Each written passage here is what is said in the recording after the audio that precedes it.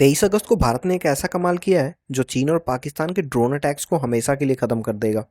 नमस्कार दोस्तों, अभी अभी भारत ने अपने IADWS यानी integrated air defence weapon system का सफल परीक्षण किया है और इसने तीनों टारगेट्स को एक साथ डिस्ट्रॉय किया है। और यह टेस्ट ओडिशा के तट से दोपहर 12:30 पर किया गया था। दोस्तों, अगर आप भी भारतीय रक्षा टेक्नोलॉजी में इंटरेस्टेड हैं तो इस वीडियो को लाइक करें और चैनल को जरूर सब्सक्राइब करें और साथ में बेल आइकन भी दबा दें।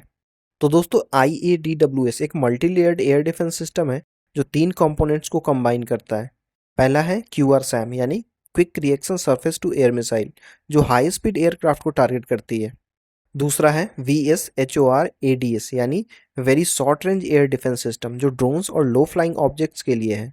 और तीसरा सबसे इंटरेस्टिंग है DEW यानी डायरेक्टेड एनर्जी वेपन, जो एक हाई पावर लेजर सिस्टम है जो लाइट की स्पीड से टारगेट को डिस्ट्रॉय करता है। इस टेस्ट में तीन टारगेट्स दिए गए थे, दो high speed fixed wing UAVs और एक मल्टीकॉप्टर ड्रोन, और सभी तीनों को साइमल्टेनियसली ट्रैक करके डिस्ट्रॉय किया गया। QRSAM ने एक टारगेट को मारा, VSHOR-ADS ने दूसरे को और लेजर वेपन ने तीसरे को। इसका मतलब यह है कि यह सिस्टम एक साथ मल्टीपल थ्रेट्स को हैंडल कर सकता है। डिफेंस मिनिस्टर राजनाथ सिंह जी ने इस अचीवमेंट को एक्स पर शेयर करके बताया कि यह पूरी तरह से इंडिजिनस सिस्टम है। दोस्तों, यह सिस्टम चीन और पाकिस्तान की ड्रोन स्ट्रैटेजी के लिए एक बड़ा नाइटमेयर होने वाला है।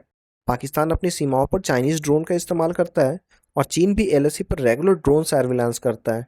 लेकिन अब इंडिया का यह लेजर वेपन सिस्टम इन सभी ड्रोन्स को सेकंड में डिस्ट्रॉय कर सकता है।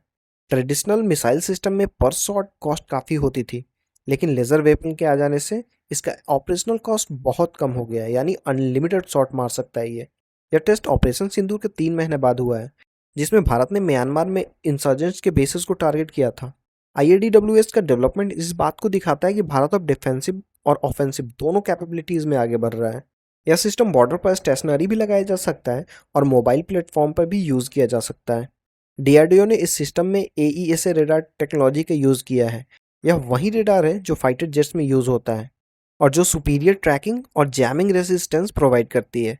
यह मल्टी टारगेट इंगेजमेंट करने में कैपेबल है और डिफरेंट एल्टीट्यूड्स और रेंज पर ऑपरेट कर सकती है। लेज़र वेपन का सबसे बड़ा फ़ायदा दोस्तों यह है कि यह टारगेट को इंस्टेंटली डिस्ट्रॉय करता है और कोई कोलैटरल डैमेज नहीं होता है। यह project make in India initiative की एक परफेक्ट एग्जाम्पल है, जहां हमने फॉरेन डिपेंडेंसी से बचकर इंडिजिनस टेक्नोलॉजी डेवलप की है। DRDO के इंजीनियर्स ने कई साल की हार्डवर्क के बाद यह अचीवमेंट हासिल की है और अब भारत उन सेलेक्टेड कंट्रीज में शामिल हो गया है जिसके पास integrated multi layered air defence system है। अब यह सिस्टम मास प्रोडक्शन के लिए रेडी है और भारतीय सेना के लिए गेम चेंजर साबित होने वाला है। यह न केवल बॉर्डर सिक्योरिटी के लिए बल्कि क्रिटिकल इंफ्रास्ट्रक्चर की प्रोटेक्शन के लिए भी यूज होगा। एयरपोर्ट सिक्योरिटी, नेवल बेसेस और स्ट्रैटेजिक इंस्टॉलेशन में इस सिस्टम को डिप्लॉय किया जा सकता है। लेकिन सबसे इंटरेस्टिंग बात यह है कि अगर भारत इस लेज़र टेक्नोलॉजी को स्पेस बेस्ड प्लेटफॉर्म पर इंस्टॉल कर दे, तो क्या ये चाइना के सैटेलाइट किलर वेपन से भी ज़्यादा पावरफुल बन जाएगा? और क्या भारत की यह सक्सेस चीन को अपनी हाइपरसोनिक मिसाइल टेक्नोलॉजी को और भी एग्रेसिव बनाने के लिए प्रोवोक कर देगी, जिससे कि एक नई आर्म रेस शुरू हो जाए? क्या भारत का यह IADWS सिस्टम चीन पाकिस्तान की ड्रोन थ्रेट्स को कम्प्लीटली न्यूट्रलाइज कर देगा? कमेंट्स में अपनी राय जरूर बताएं और वीडियो को लाइक करना मत भूलें। चैनल को जरूर सब्सक्राइब कर दें। मिलते हैं अगली वीडियो में, तब तक के लिए जय हिंद।